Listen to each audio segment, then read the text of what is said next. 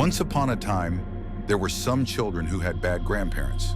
These were not the kind of grandparents we've all come to know and love, like sweet old grandparents. These grandparents could be quite awful and mean, especially at bedtime. When all the children were safely tucked away with their bed covers up to their chins, the bad grandparents would ask the children if they were ready for their bedtime stories. And the children always said yes, even though they were scared and knew what would happen next. They said yes anyway. They couldn't help themselves, you see. And so it would begin. The bad grandparents would tell all the children the same terrible bedtime stories every night. The most awful, horrible, vicious, evil, scary monster was in them. Every night, the story of the awful, horrible, vicious, evil, scary monster was terrifying every time they heard about it. And the bad grandparents were skilled and creative at intensifying the plot. The monster grew larger than life every night, larger than a city, taller than a mountain, and it crushed everything in its path. It picked up small children in the road and plopped them into its horrible black mouth and crunched on their tiny bones. Sometimes the monster was like a great fire-breathing dragon that would fly through the sky over all the tiny, defenseless little houses, breathing fire in great plumes, torching to the ground all the structures with all the sleeping people in them. The screams could be heard through the night, the running bodies on fire in orange and white heat, terrorized by intense pain, helplessly running through the streets, wailing in agony. One time, the monster turned himself into a black mist, invisible to the human eye, and the mist entranced and entered all the townspeople at night through their noses while they were sleeping, and killed them by bearing black mold into their innocent little bellies. The children were afraid to even breathe over the covers that night when they went to bed, I can tell you.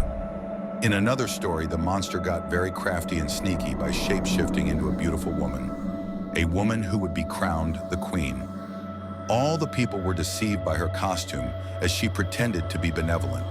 The children listening to the story wanted to scream in frustration, listening to the bad grandparents weave their tale, as all the story people foolishly invited the evil queen in, lauded her, put garlands around her carriage, threw her a beautiful parade. Ah! How the children wanted to shout to the story people, "No, no, no!" But they were too afraid to speak, and the people in the story wouldn't have listened anyway, even though the children knew their fate. It was terrible enslavement and torture by the evil monster queen. The children hated these stories. They hated themselves that they'd asked for them.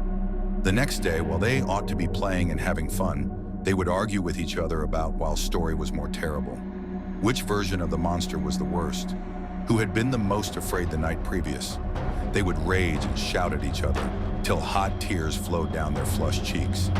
And they would sometimes spit and stamp their feet and claw at each other in anguish. Then they would each go off to their corners and grumble until the next night when they would be huddled again, writhing under the covers for the next installment. Every story, every night was like this for the children.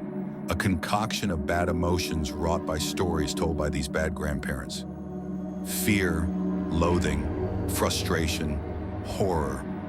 And the children were foolish to repeat it night after night, asking for more and more, dreading the stories but unable to quell their addiction. And so many years went on this way. The stories, the bad grandparents, the horrified children, the midnight terrors. Until one day when the last child had grown to puberty, the mood in the household seemed to shift. They were not babies anymore. They knew they were growing towards adulthood, and they would put away old childish things. So one night, when they were all snuggled in, and the now ailing bad grandparents slyly asked the children if they were ready for their bedtime story, the youngest of them sat up in the bed and politely but confidently said, "No, thank you."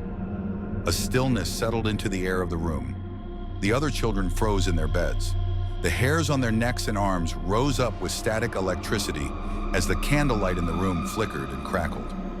One could almost hear a teeny tiny high-pitched whine coming from the back of grandmother's throat.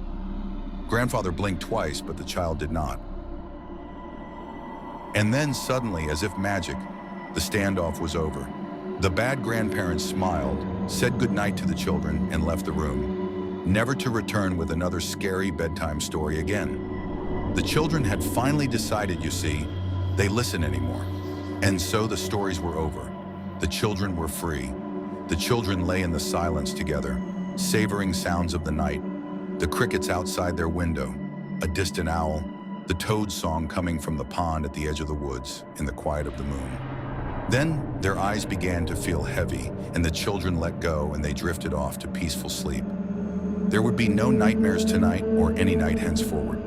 The bad grandparents went to sleep too, much deeper, a deeper sleep than ever before, deeper into the mist in the silence of a house without a night filled with whimpering children. The bad grandparents died in their sleep that night, and while the children would light the candle and say the prayers for their souls, honoring them in the annals of their family history, they would never miss those bedtime stories, not a single one.